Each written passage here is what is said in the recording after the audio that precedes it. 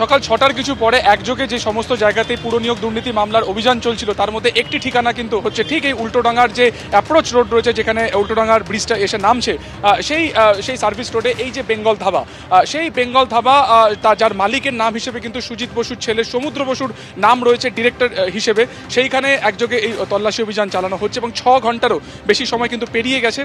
Central ফোর্সের আধিকারিকেরা কিছুক্ষণ আগে বাইরে ছিলেন বা এখন এই মুহূর্তে তারা ভেতরে রয়েছেন এবং ইডির 6 থেকে 7 জন আধিকারিক তারা ভেতরে রয়েছেন এবং সেইখানে যাবতীয় অডিট রিপোর্ট, যাবতীয় যা নথিপত্র রয়েছে, কি ইনভেস্টমেন্ট রয়েছে, কবে থেকে এই রেস্টুরেন্ট খুলেছে, পুরোটা খতিয়ে দেখার কাজ কিন্তু করছেন তদন্তকারীরা।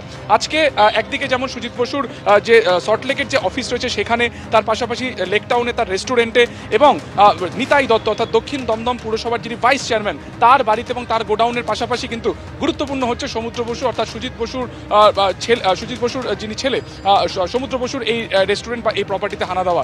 এই কারণে গুরুত্বপূর্ণ যে 1 থেকে 1.5 বছরের মাথায় প্রায় 21 মাসের পরে ইডির তরফে যখন তৎপরতা বাড়ে, তারপরে কিন্তু দেখা যাচ্ছে যে 2টি নতুন নাম সামনে আসছে।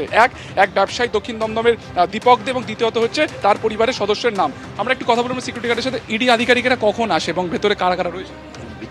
এসছেন এই সকালে 8টা 10 নাগাদ এসছে, এখনও উনারা রয়েছেন। আমাদের ম্যানেজিং কমিটির সাথে কথাবার্তা বলছে, তারপরে যা হয়। কারা রয়েছেন এই মুহূর্তে, মানে আধিকারিক কারা রয়েছে? ইডির নাম তো জানি না, ওরা 6-7 জন আছে। যারা এখানকার যারা ম্যানেজিংয়ে রয়েছেন, ম্যানেজার বা কারা কারা রয়েছে? আমাদের জিএম স্যার আছেন আর ম্যানেজার আছে, এখন সেকশনের একজন আছে, 3 জন আছে। খতিয়ে দেখছেন তারা? ওই খাতাপত্রগুলো দেখছে, আর ওনাদের সাথে কি কথাবার্তা সেটা তো জানি না, উপরে গেছে এখন কথাবার্তা হচ্ছে। এই যে গ্রাউন্ড ফ্লোর ছাড়া এই বেঙ্গল ধাবার ফ্লোর আর কটা রয়েছে? আর উপরেটা রয়েছে বার অ্যান্ড লাউঞ্জ, আর নিচেরটা রেস্টুরেন্ট। মানে রেস্টুরেন্টের মালিকও যিনি একই মালিক কি ওপরে? হ্যাঁ, একই মালিকের দুটোই। এই মালিকের নাম? সমুদ্র স্যার আর তার সমুদ্র বোস, সুজিত বসুর ছেলে।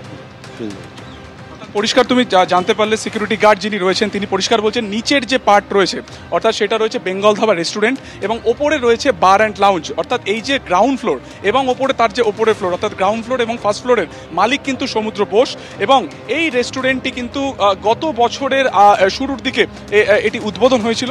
সিকিউরিটি গার্ড যেটা জানালেন যে ভেতরে জেনারেল ম্যানেজার রয়েছেন, যিনি অ্যাকাউন্ট সামলান তিনি রয়েছেন, যাবতীয় নথিপত্র দেখা হচ্ছে। অর্থাৎ কোথাও না কোথাও ইডির তরফে যারা আধিকারিকেরা এখানে রয়েছেন তারা যেটা জানার চেষ্টা করছেন যে এই রেস্টুরেন্টের পিছনে ইনভেস্টমেন্ট কবে করা হয়েছিল, তারপরে এই যে অ্যাকাউন্ট যারা সামলান সেই অ্যাকাউন্টসের যে কবে কোন এন্ট্রি হয়েছিল, এই যাবতীয় বিষয় কিন্তু খতিয়ে দেখা হচ্ছে। অর্থাৎ কোথাও না কোথাও যে পুরো নিয়োগ দুর্নীতি মামলাতে যে কয়েকশো কোটি টাকার যে একটা ইনভেস্টমেন্ট রয়েছে বা যে এই যে কালো টাকা রয়েছে সেই টাকা কোথায় কোথায় খাটানো হয়েছে তারই সুলুক সন্ধানে কিন্তু ইডি আধিকারিকেরা রয়েছেন। এবং তার পাশাপাশি কিন্তু এই যে যেটা দুটো নাম বললাম অর্থাৎ সমুদ্র বসু এবং নাগের বাজারে যে ব্যবসায়ী রয়েছেন দীপক দে, তিনিও একজন ব্যবসায়ী। ফলত কোথাও না কোথাও তার ব্যবসার কোথায় ইনভেস্টমেন্ট রয়েছে। অর্থাৎ মানি সাইফনিং কিভাবে হয়েছে, আদৌ হয়েছে কিনা তা জানার জন্যই কিন্তু ইডি আধিকারিকরা তারা পৌঁছে গিয়েছেন। তবে দেখতেই পাচ্ছেন যে এই বেঙ্গল ধাবার শুধুমাত্র রেস্টুরেন্ট নয়, তার উপরে যে বার এবং লাউঞ্জ রয়েছে, যারা জেনারেল ম্যানেজার রয়েছেন, অ্যাকাউন্টেন্ট রয়েছেন, তারা কিন্তু ইতিমধ্যেই উপস্থিত রয়েছেন এখানে এবং তাদের সঙ্গে ইডি আধিকারিকরা কথা বলছেন।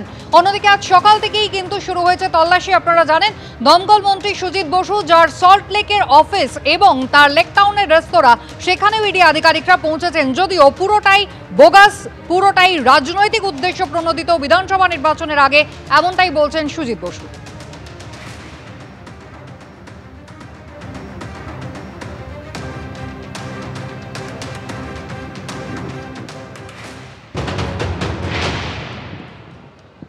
যখন এর আগে তদন্ত হয়েছিল ওরা ওদের কাজ করতে এসেছিল, কিন্তু আমাকে জানালো সকালবেলা যে আপনার বাড়িতে আমরা সার্চ ওয়ারেন্ট নিয়ে এসেছি, সার্চ করবো। আমরা করতে বাধা দিন, কেন সেদিন 12ই জানুয়ারি ছিল।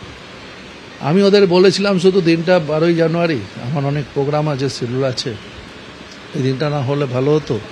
এই হোক, আপনারা এসছেন, আপনাদের কাজ আপনারা করুন।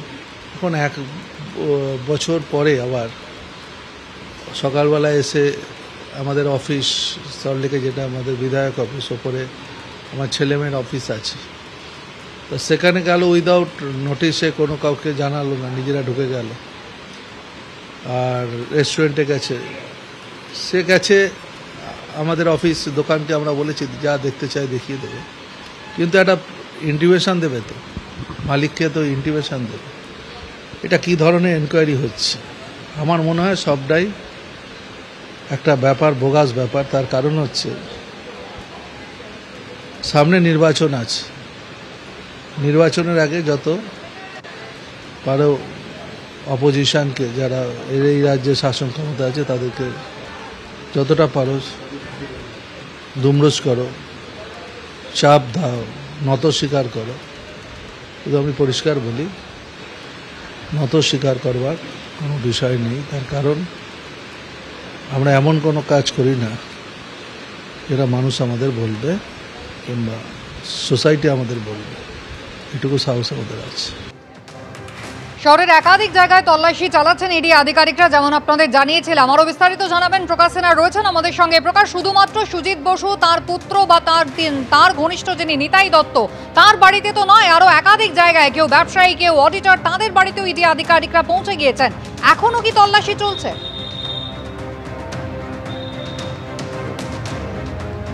দেখো, এখনও তল্লাশি চলছে, প্রায় 7 ঘন্টার বেশি সময় হয়ে গেছে, 7-7.5 ঘন্টা। এবং তোমাকে বলে দিই, ইডি আধিকারিকরা যেটা জানাচ্ছেন, আজকে যে তল্লাশি অভিযান, মোট 11টি জায়গায় তল্লাশি চলেছে এবং এখনও চলছে। এবং 11টি জায়গায় কিন্তু সুজিত বসু এবং নিতাই দত্ত এই কেন্দ্রিক কিন্তু হচ্ছে। তোমার মনে থাকবে 2024 সালে জানুয়ারি মাসে ইডি আধিকারিকরা লেক টাউনের সুজিত বসুর বাড়িতে তল্লাশি অভিযান চালিয়েছিলেন প্রায় 14 ঘন্টা।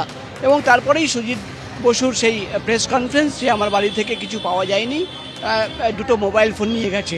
এবং তার 1 বছর 8 মাস পর আবার আজকে সুজিত বসুর সল্টলেকের অফিস, সুজিত বসুর যে রেস্তোরাঁর সামনে আমি দাঁড়িয়ে রয়েছি, একবার ছবি দেখাবো, সামনে কেন্দ্রীয় বাহিনীর জওয়ান, তিনি গেট একদম গার্ড করে দাঁড়িয়ে রয়েছেন। ভেতরে কিন্তু ইডি অফিসাররা একটা ল্যাপটপ আমি দেখতে পাচ্ছি, ল্যাপটপে তারা কিন্তু যে ডকুমেন্ট বা সেখানকার এই রেস্টুরেন্টের যে হিসেব নিকেশ, কত টাকা সেল হয় বা প্রতিদিনের সেল কত টাকার লেনদেন হয়, এই পুরোটাই কিন্তু খতিয়ে দেখা হচ্ছে। এবং বেঙ্গল ধাবা, সব মিলিয়ে কিন্তু আমরা দেখতে পাচ্ছি যে তদন্ত পুরসভায় যেভাবে একটা এলিগেশন উঠে এসেছিল যে বেআইনি নিয়োগ দেওয়া হয়, নিয়ম না মেনে চাকরি বিক্রি করা হয়, সেই তদন্ত কিন্তু আজকে সুজিত বসুর রেস্তোরাঁ, ধাবা, বেঙ্গল ধাবা এবং অফিসেও পৌঁছে গেছে। অর্থাৎ সব মিলিয়ে একদিকে যেমন নিতাই দত্ত, অন্যদিকে সল্টলেকের অফিস, একাধিক জায়গায় তল্লাশি অভিযান চলছে। ইতিমধ্যে ইডির আধিকারিকরা দাবি করছেন বেশ কিছু নথি তারা বাজেয়াপ্ত করেছেন, সেটা খতিয়ে দেখা হচ্ছে। একাধিক ব্যক্তিদের জিজ্ঞাসাবাদ করা হচ্ছে, চার্টার্ড অ্যাকাউন্টেন্ট থেকে শুরু করে অডিটর, প্রত্যেককে জিজ্ঞাসাবাদ করা হচ্ছে। অর্থাৎ এই দুর্নীতির টাকা, অভিযোগ যেটা উঠছিল যে চাকরি বিক্রি করা হয়েছে, সেই টাকা কোথায় কোথায় পাঠানো হয়েছে, কিভাবে লেনদেন হয়েছে, কোনো কোম্পানি ইনভলভ রয়েছে কিনা, একাধিক তথ্য খতিয়ে দেখা হচ্ছে। এমনই খবর আমরা ইডি সূত্রের মারফত জানতে পারছি। প্রকাশ, ধন্যবাদ। সুকান্ত, তোমাকেও ধন্যবাদ। যদিও সুজিত বসু তিনি নিজে বলছেন যে অতীতেও কিন্তু যখন তার বাড়িতে তল্লাশি হয়েছে ইডি আধিকারিকরা কিছুই পাননি, সবটাই বোগাস। তিনি গোটা বিষয়টি উড়িয়ে দিতে চাইছেন। যদিও রাজ্য বিজেপি সভাপতি শ্রমিক ভট্টাচার্য তিনি এই তল্লাশি নিয়ে কি বলছেন দেখুন। এখন ইডি সিবিআই দীর্ঘদিন ধরে চলছে, মানুষের এখনো ইডি সিবিআই এর উপরে ভরসা আছে, কিন্তু এই তদন্তের দীর্ঘসূত্রিতা মাঝে মধ্যে থামে, মাঝে মধ্যে আবার উঠে যায়, এগুলো দেখে মানুষ কিছুটা ক্লান্ত এবং হতাশ। আমরাও বিরক্ত। সুজিতবাবুই বলতে পারেন যে কেন তার অফিসে তল্লাশি হচ্ছে, নাহলে প্রতিবার তল্লাশি হবে, প্রতিবার আবার বেরিয়ে রাত্রি 9টার সময় একটা বিবৃতি দেবেন রাজনৈতিক প্রতিহিংসা। আমরা চাই, দুর্নীতি হয়েছে এটা তো প্রতিষ্ঠিত, মিউনিসিপ্যাল স্ক্যাম যে আছে এটা প্রতিষ্ঠিত, এটা তো আমরা বারবার বলছি।